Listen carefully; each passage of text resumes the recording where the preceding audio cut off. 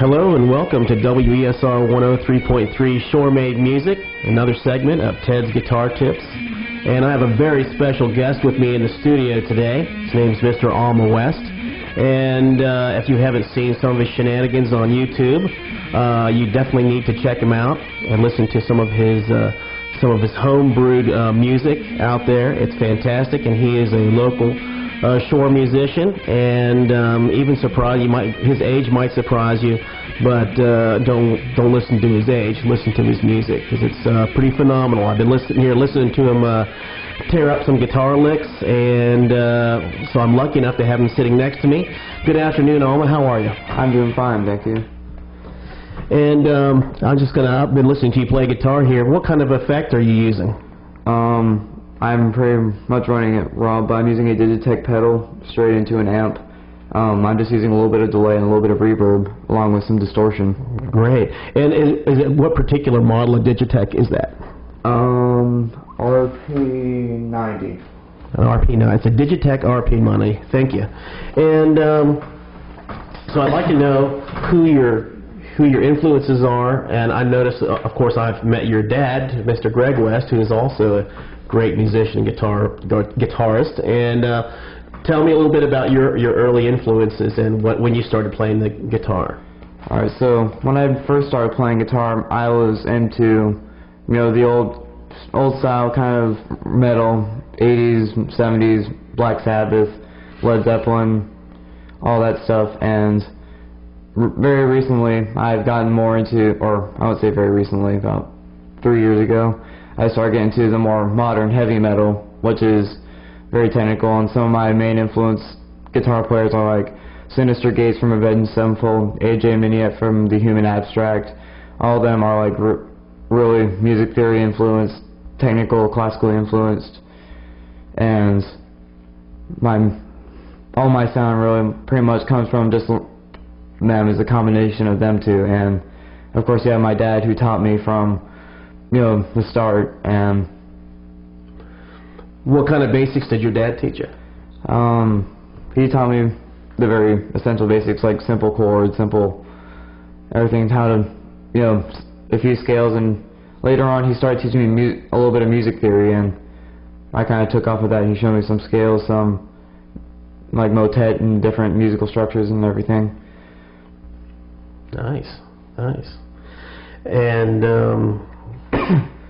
right now, what kind of music are you listening to in general? And I listened to what you were talking about, some of your later influences, but what do you have in your CD player right now? A lot of modern metal.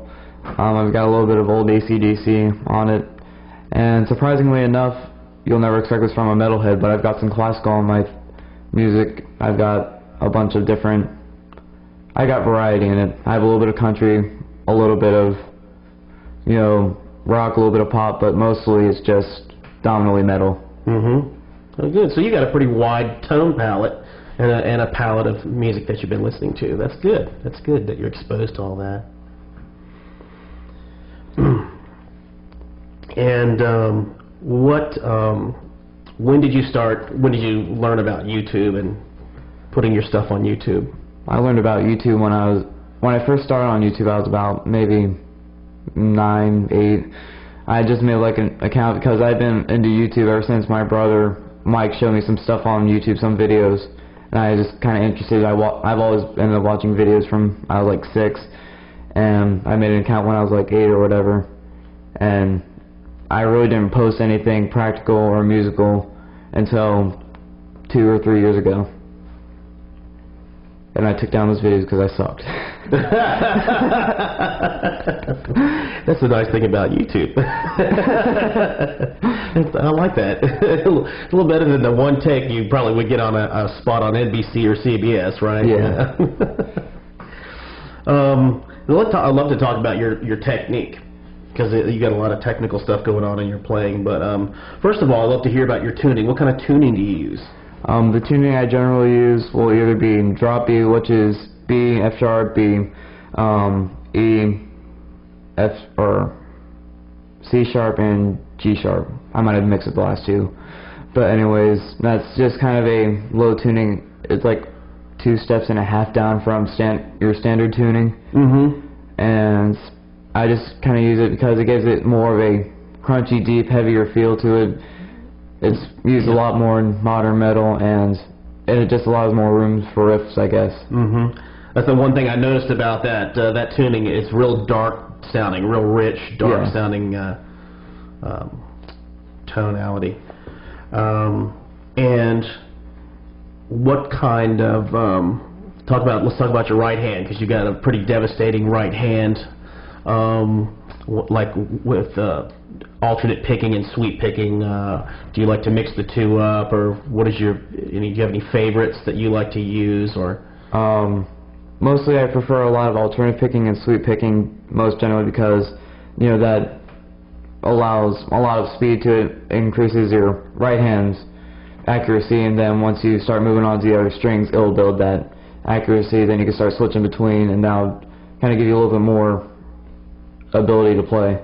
Okay. And then sweep picking will kind of give you a little bit more around getting across the fretboard, because once I started sweep picking, I couldn't do it worth anything, and then, you know, later on, once I finally got sweep picking down, string skipping was suddenly easier for me. And how often do you practice a day? How many hours a day do you practice? There used to be, when I was still homeschooled, I practiced like 10 hours a day, but since school started, I get about, you know, every afternoon I'll sit down for an hour or two maybe and play, usually just throughout the day, because I got things to do. So listeners, did you hear that? I hope you heard that really, really well, because you know, you hear me always finish up a guitar tips by don't forget to practice. This guy's practicing 10 hours a day at some points.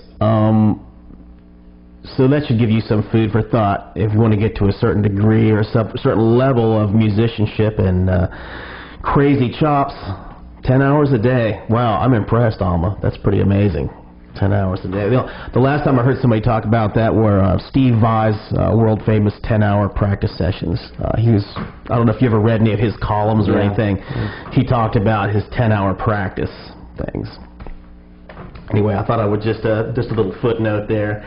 And so I have to ask you this silly question, but how old are you? 13. 13. And you have a work ethic, 10 hours a day, you have a work ethic of a professional musician. That's amazing. That's amazing. Half of that can come from just no social life. You'll probably only have a lot once you're famous. Probably more than you want, but... I understand that you are also trying to create a metal fest on the shore. Yeah, so it was kind of an idea. I was kind of brainstorming something I could do while I was like, you know, thinking of Decimate Studios and everything, my own recording studio. And anyways, I just wanted to do something to get metal music more around on the shore because, you know, not to be a stereotype or anything, but you hear a lot of, or too much country and stuff and rap, but you never hear any metalheads around here. So I just want to like get all the metalheads on the shore together.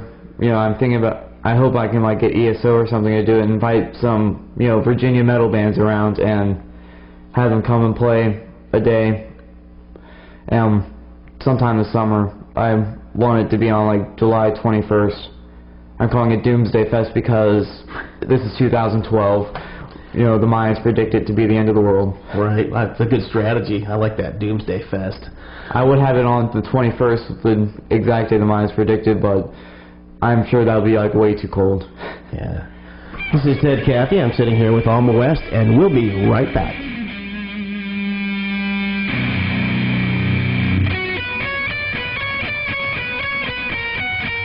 WESR. All right, we are back in the studio with Alma West, and I've got a couple more questions for you before we wrap it up for today.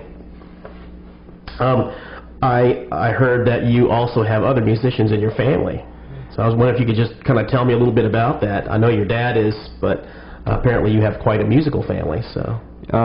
Yeah, I don't think there's anybody in our family that can't play guitar. Even Val can play a little bit, right? You know, we got my brother Chris, who plays bass and flute, and I don't even know what other kind of things he can play. He just plays a lot. You have my brother Mike. He plays guitar and piano, right? And my sister Val, she didn't get much of a musical bug, but I'm sure she could play a little bit of guitar. She could play a few chords maybe, and she plays piano, I think, and I think she played cornet too. So I'm not too sure about that. My sister Jess plays guitar and piano and sings, and yeah, and I myself play guitar, a little bit of piano, bass, guitar, a little bit of drums, and alto saxophone. Wow. Wow. Multi-talented family, and you say you play several instruments. That's amazing. And what are your future plans? What do you want for yourself? Or I mean, I know that's kind of a big question to ask anybody, but especially a 13-year-old. That's right.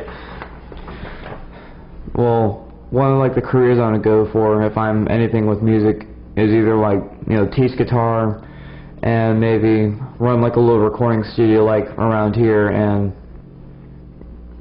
yeah, just be like an audio engineer, work with different musicians, get my own studio maybe.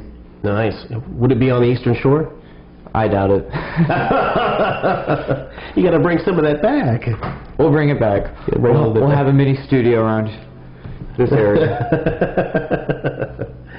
Well, it's been a pleasure talking to you, Alma. Thank you very much for giving us your time, and good luck to everything with you in the future. We'll certainly be tuning in. I know I'll be tuning in to hear what you're going to be playing next. I'm excited about it. So thank you very much for appearing. All right. Appreciate it. You're welcome.